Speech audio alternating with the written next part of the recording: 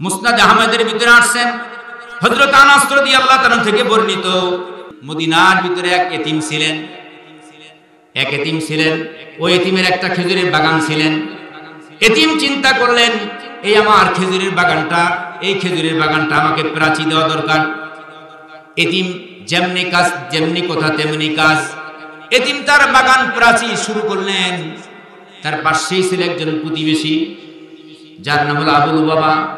ওই প্রতিবেশীর কাছে যে বললেন, চাচাজি আমি তো বিপদে পড়েছি, এই বাড়ির প্রাচী সীমানা প্রাচী দেওয়ার জন্য যখন শুরু করলাম, আপনার একটা গাছ, চাচা গো আপনার একটা গাছ আমার সীমানায় পড়েছে, আপনার গাছটা সীমানায় পড়ার কারণে আমি তো আর আমার প্রাচী সোজাভাবে দিতে পারছি না, বিপদে পড়ে গেছি।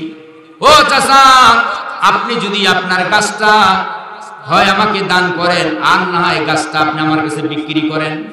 আবুল বাবা বললেন, আমি গাছটা বিক্রিও করব না, আমি গাছটা তোমাকে দানও করতে পারবো না, গাছটা বিক্রি করতে পারবো না, দানও করতে পারবো না। ওই আবুল বাবা বলে, আল্লাহর কসম। তখন চিন্তা করলেন, আহারে এই যে এই কাজের ফয়সালা, এই জিনিসের ফয়সালা একমাত্র বিশ্ব নবী সাল্লাল্লাহু আলাইহি সাল্লাম ছাড়া তো আর কেউ ফয়সালা করতে পারবে না। এতিম বিশ্ব নবী সাল্লাল্লাহু আলাইহি সাল্লামের কাছে চলে গেলেন। যার পরে বিশ্ব নবী সাল্লাল্লাহু আলাইহি সাল্লাম মসজিদে নববীতে বসে আছেন, আর এতিম যে রাসূলুল্লাহ সাল্লাল্লাহু আলাইহি সাল্লামকে সব কথাগুলি বললেন। নবীজি সব কথাগুলি এতিমের কাছ থেকে শুনলেন। শোনার পরে নবীজি সাহাবায়ে কেরামদের নমাজ সাহাবায়ে কেরাম আবুল উমামাকে ডেকে নিয়ে আসো, আবুল উমামাকে ডেকে নিয়ে আসো। সাহাবায়ে কেরাম আবুল উমামাকে ডেকে নিয়ে আসলেন। ডেকে নিয়ে আসার পরে আবুল উমামাকে রাসূল বললেন, আবুল উমামা শোনো, তোমার নাকি একটা গাছ, তোমার একটা বাগানের খেজুরের গাছ নাকি এই এতিমের সীমানায় পড়েছে, তুমি তোমার গাছটা এতিমকে দান করো, আর না হয় গাছটা তুমি বিক্রি করে দাও। আবুল উমামা বলে, রাসূলুল্লাহ আমি গাছটা বিক্রিও করব না, গাছটা আমি দানও করতে পারবো না।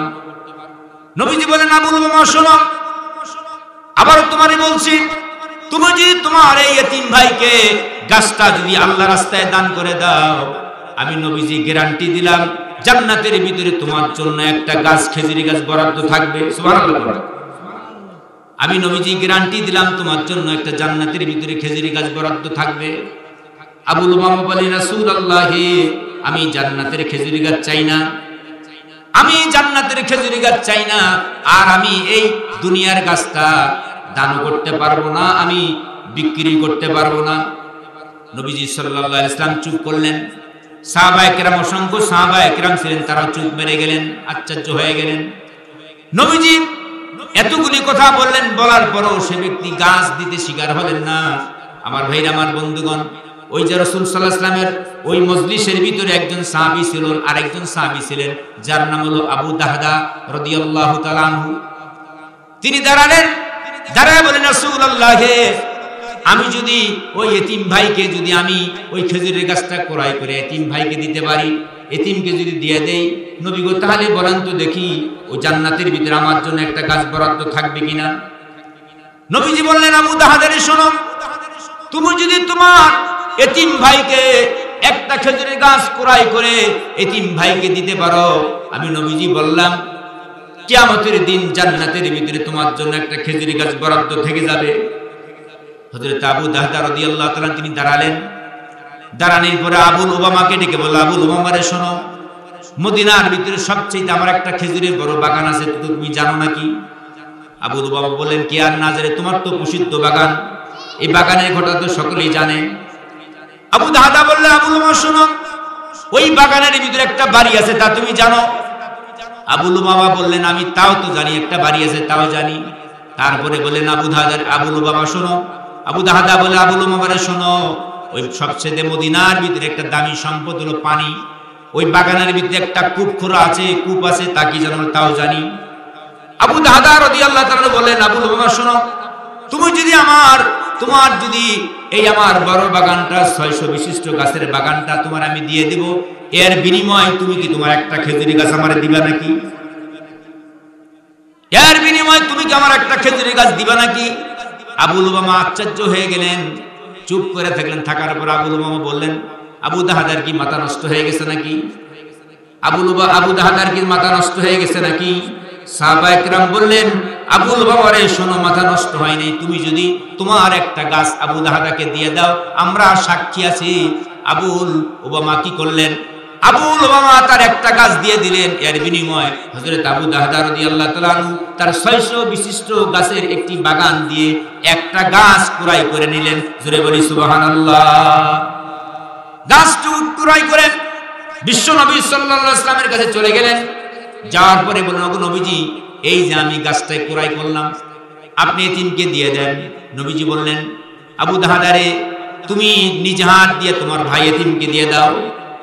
আবু দাহদা রাদিয়াল্লাহু তাআলা এতিমকে ডেকে বলে, এতিম রে, ও এতিম, এই যে নাও, তোমার এই খেজুরের গাছটা আমি ক্রয় করে তোমার দিয়ে দিলাম। এই গাছটা তুমি কাটলে কাটতেও পারবা, অক্ষত্র ভাবে রেখে দিতে পারবা, অক্ষত্র রাখতেও পারবা। আমার ভাইরা, আমার বন্ধুগণ, রাসূল আকরাম সাল্লাল্লাহু আলাইহি ওয়াসাল্লামের কাছে চলে গেলেন। হযরত আনাস রাদিয়াল্লাহু তাআলা বলেন, কাম মিন ইফকিন রাদা লিয়াবি দাহদা ফিল জান্নাহ। হযরত আনাস রাদিয়াল্লাহু তাআলা বললেন, এ আবু দাহদা শোনো, আল্লাহ রাসূল একবার আর দুইবার নয়, শতবার বলেছে, কাম মিন ইফকিন রাদা লিয়াবি দাহদা ফিল জান্নাহ। হে আবু দাহদা, আল্লাহ তাআলা কিয়ামত রাসূল বলেছেন, আল্লাহ রাব্বুল আলামিন তোমার জন্য জান্নাতের ভিতরে একটা গাছ নয়, শত শত আল্লাহ রাব্বুল আলামিন খেজুরের বাগান তোমার জন্য জান্নাতের ভিতরে সুসজ্জিত করে রেখে দিয়েছেন। জোরে বলি সুবহানাল্লাহ। আমার ভাইরা, আমার বন্ধুগণ, হযরত আবু দাহদা রাদিয়াল্লাহু তাআলা তিনি অত্যন্ত খুশি হয়ে চলে গেলেন। খুশি হয়ে বাগানে চলে গেলেন। যাওয়ার পরে বাগানের দরজায় দাঁড়িয়ে আবু দাহদা রাদিয়াল্লাহু তাআলা তার স্ত্রীকে উম্মে দাহদা বলে ডাকলেন। তিনবার যখন ডাকলেন, উম্মে দাহদা দরজা খুলে বেরিয়ে আসলেন। বলে, লাব্বাইকা, আমাকে কেন আপনি ডাকেন? বলে, আবু দাহদা বলে, উম্মে দাহদারে শোনো, তাড়াতাড়ি করে আমার ছেলে সন্তান সন্ততিকে নিয়ে তাড়াতাড়ি তড়িৎ গতিতে বাগান ত্যাগ করো, বাগান ছেড়ে দাও। উম্মে দাহদা বলেন, স্বামী আমার, কেন বাগান ছেড়ে দেওয়া লাগবে? আবু দাহদা বলেন, বাগানটা বিক্রি করেছি। উম্মে দাহদা বললেন, ওগো স্বামী আমার, কত টাকা বিক্রি করেছেন? আবু দাহদা বললেন, উম্মে দাহদারে শোনো, আমি দুনিয়ার কোন টাকার বিনিময়ে আমি আমার বাগান বিক্রি করি নাই। জান্নাতের ভিতরে একটা খেজুরের গাছের জন্য আমার দুনিয়ার 600 বিশিষ্ট খেজুরের বাগানটা জান্নাতের একটা খেজুরের গাছের বিনিময় আমি ক্রয় করেছি। জোরে বলি সুবহানাল্লাহ। আর জোরে বলি সুবহানাল্লাহ। আমার ভাইয়ের, আমার বন্ধুগণ, এখন তাড়াতাড়ি বেরিয়ে আসলেন। এই জন্য জান্নাতের জন্য সাহাবায়ে কেরাম এইভাবে, আল্লাহ পাক বলেন, সাহাবায়ে কেরামরা আল্লাহ তাআলাকে, আল্লাহ রাসূলকে জান এবং মাল দিয়া, সব কিছু দিয়ে ভালোবেসেছেন। সাহাবায়ে কেরামরা রাসূল জবান থেকে যা শুনতেন, সামিনা ওয়া আতানা, শুনলাম এবং পরিপূর্ণভাবে মস্তক নত করে মেনে নিলাম। আলহামদুলিল্লাহ বলেন। আল্লাহ পাক বলেছেন, ইন্নাল্লাহা আশতারা মিনাল মুমিনিনা আনফুসাহুম ওয়া আমওয়ালাহুম বিআন্না লাহুমুল জান্নাহ। হে মুমিনগণ, তোমাদের জান এবং তোমাদের মাল আল্লাহ রাস্তায় খরচ করো, এর বিনিময়ে আমি আল্লাহ তোমাদেরকে জান্নাতুল ফেরদাউস দান করে দিব। সুবহানাল্লাহ। আল্লাহ বলছেন, তোমাদের জান এবং তোমাদের মাল আমি আল্লাহ রাস্তায় খরচ করো। আমার ভাইরা, শুধু তাই নয়, আল্লাহ রাব্বুল আলামিন সূরা আল ইমরানের 134 নম্বর আয়াত আল্লাহ পাক বললেন,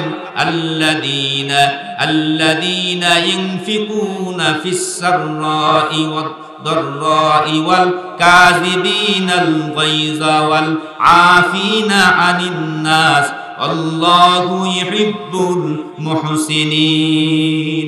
আল্লাহু আকবার বলেন। আল্লাহ তাআলা বলেন, যারা সচ্ছলতা এবং অভাবের অবস্থায় যারা আল্লাহ রাস্তা সৎ কাজে ব্যয় করে এবং যারা রাগ নির্ণয়কারী এবং মানুষের প্রতি যারা ক্ষমাশীল, আর আল্লাহ তাআলা সৎ আচরণকারীকে আল্লাহ তাআলা ভালোবাসেন। জোরে বলি সুবহানাল্লাহ।